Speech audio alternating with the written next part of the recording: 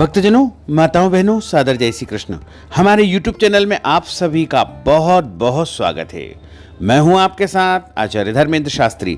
सबसे पहले आपको और आपके पूरे परिवार को षटतिला एकादशी की बहुत बहुत शुभकामनाएं एवं बधाइयां। भगवान श्री हरि लक्ष्मी नारायण जी का भरपूर आशीर्वाद आप सभी के जीवन पर सदैव बना रहे। आप सभी सुखी रहें, स्वस्थ रहें, व्यस्त रहें और मस्त रहें। सदैव प्रगति तथा उन्नति आप करते रहें। आज हम आपको बताने जा रहे हैं कि इस बार माघ मास के कृष्ण पक्ष की एकादशी कब रहेगी। एकादशी का व्रत आपको कब से कब तक करना चाहिए तथा इस एकादशी व्रत में कौन कौन से महत्वपूर्ण नियमों का पालन करना चाहिए और एकादशी व्रत का पारणा आपको कब करना चाहिए। यह महत्वपूर्ण जानकारी इस वीडियो के माध्यम से हम आप सभी को प्रदान करने जा रहे हैं। आप सभी से अनुरोध है कि हमारे इस ज्ञानवर्धक वीडियो को अंत तक देखें और देखने के बाद अधिक से अधिक लोगों को शेयर भी कर दीजिएगा। माघ मास के कृष्ण पक्ष की षटतिला एकादशी तिथि का आरंभ 5 फरवरी 2024 की शाम को 5:25 से हो जाएगा, जो कि 6 फरवरी शाम को 4:08 पर एकादशी तिथि समाप्त हो जाएगी। सभी भक्तजनों, माताओं, बहनों को एकादशी का व्रत 6 फरवरी 2024 मंगलवार के दिन ही रखना है और इस व्रत का पारणा यानी व्रत खोलने का जो समय रहेगा वो 7 फरवरी 2024 बुधवार की सुबह 7:23 से लेकर के 9:23 तक व्रत का पारणा कर लेना चाहिए। वैसे तो पूरे वर्ष में 24 एकादशी आती है, लेकिन जिस साल अधिक मास या पुरुषोत्तम मास आता है उस साल 2 अधिक एकादशी हो जाती है, यानी कुल मिलाकर के 26 एकादशी होती है। प्रत्येक महीने में 2 बार एकादशी आती है, एक कृष्ण पक्ष में, दूसरी शुक्ल पक्ष में। दोनों ही एकादशियों का भिन्न भिन्न महत्व हमारे धर्म ग्रंथों तथा पुराणों में बताया हुआ है।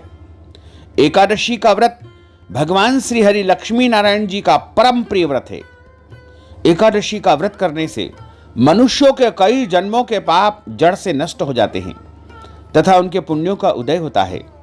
जब मनुष्य के जन्म जन्मांतर के पाप नष्ट हो जाते हैं तभी उन्हें सांसारिक एवं भौतिक सुखों की प्राप्ति होती है। जो भक्तजन, माताएं, बहनें एकादशी का व्रत करते हैं उनको दशमी तिथि से लेकर के द्वादशी तक कुछ महत्वपूर्ण नियमों का पालन अनिवार्य रूप से करना चाहिए। इस बार दशमी तिथि के सभी नियमों का पालन 5 फरवरी 2024 सोमवार के दिन करना है तथा 6 फरवरी के दिन एकादशी का व्रत करना है और 7 फरवरी के दिन एकादशी व्रत का पारणा करना चाहिए। दशमी तिथि के दिन शुद्ध एवं सात्विक भोजन करें। दशमी के दिन चावल, शहद, लहसुन, प्याज, मांस, मदिरा, मसूर की दाल, कटहल की सब्जी और किसी भी प्रकार के अभक्ष्य भक्षण का उपयोग नहीं करना चाहिए। दशमी के दिन पराय अन्न अर्थात दूसरे के घर का भोजन नहीं करना चाहिए। ब्रह्मचर्य व्रत का पालन करना चाहिए तथा एकादशी के दिन सुबह जल्दी उठ करके स्नान करके पूजा अर्चना करके एकादशी व्रत का संकल्प आपको धारण करना चाहिए। पद्म पुराण के उत्तरखंड के अध्याय 64 में श्लोक नंबर 34 में लिखा हुआ है, एकादश्याम निराहार स्थित्वा हम परेहनि भोक्ष्यामि पुंडरीकाक्ष शरणम मे भवाच्युत।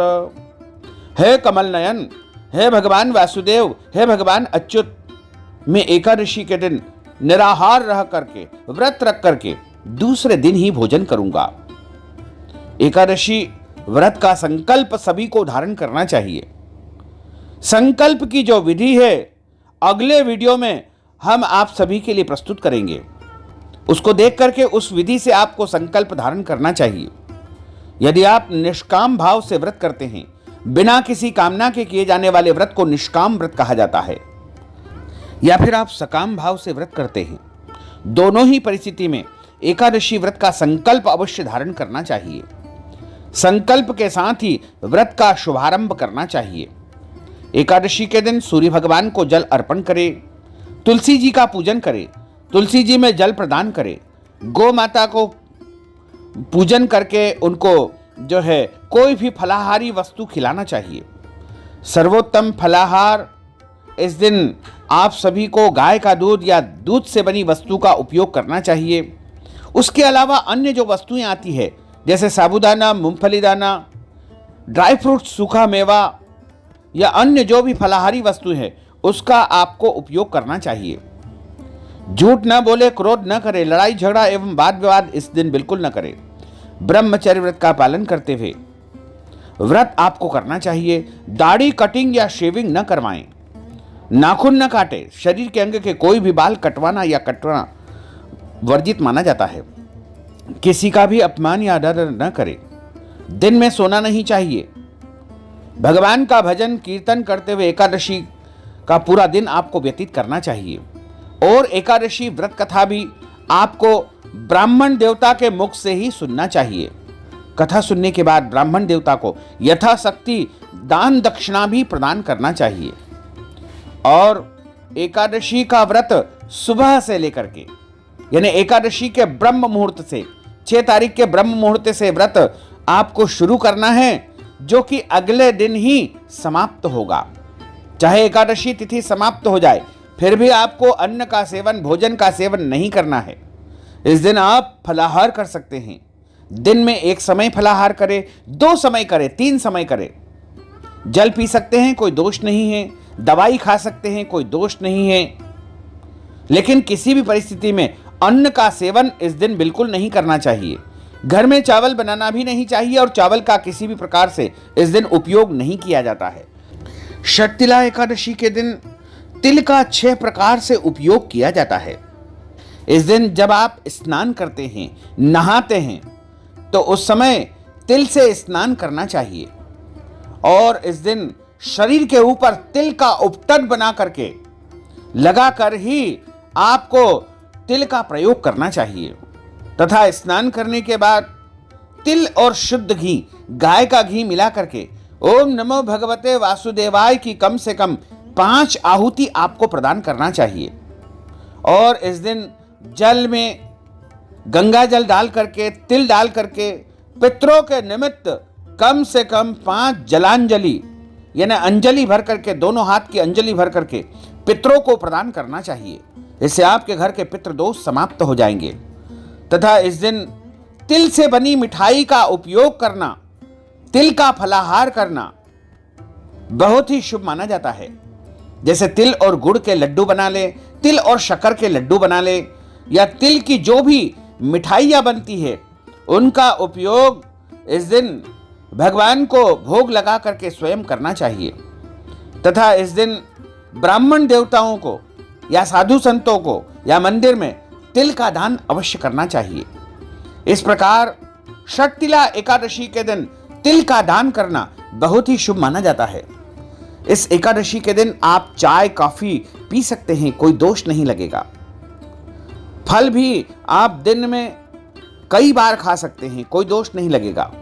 लेकिन अन्न का सेवन आपको बिल्कुल नहीं करना है। और यदि आप प्रत्येक एकादशी का व्रत करते हैं तो इस एकादशी का व्रत अवश्य रखें। और यदि किसी कारणवश आप अन्य एकादशियों का व्रत नहीं रख पाते हैं तो इस एकादशी का व्रत तो आपको जरूर रखना चाहिए, क्योंकि जो माघ का महीना होता है वो बड़ा महीना होता है। जिस प्रकार कार्तिक का महीना माना गया है उसी प्रकार माघ का महीना माना गया है। और ये माघ महीने की एकादशी है, इसलिए इस एकादशी का व्रत आपको अवश्य रखना चाहिए। यदि आप हमारे माध्यम से एकादशी व्रत कथा श्रवण करना चाहते हैं तो हम जरूर आपको इस एकादशी व्रत की कथा सुनाएंगे। और एकादशी के निमित्त यदि आप कोई भी पूजन पाठ करवाना चाहते हैं या फिर एकादशी व्रत का उद्यापन हमारे माध्यम से करवाना चाहते हैं तो इस हेतु अपना नाम और गोत्र हमें व्हाट्सएप के माध्यम से भेजें और नगद धन राशि हमारे गूगल पे, फोन पे, पेटीएम नंबर या अकाउंट नंबर के माध्यम से भेज करके षटतिला एकादशी का संपूर्ण पुण्य लाभ आप प्राप्त कर सकते हैं। साथ ही आप सभी से अनुरोध है कि हमारे इस ज्ञानवर्धक वीडियो को अधिक से अधिक लोगों को शेयर करिएगा, लाइक करिएगा, कमेंट करिएगा। और यदि अभी तक आपने सब्सक्राइब नहीं किया है तो अभी और इसी समय सब्सक्राइब कर लीजिए, ताकि इसी प्रकार की ज्ञानवर्धक वीडियो आपको सबसे पहले प्राप्त हो सके। आपको और आपके पूरे परिवार को सादर जय श्री कृष्ण, सादर धन्यवाद।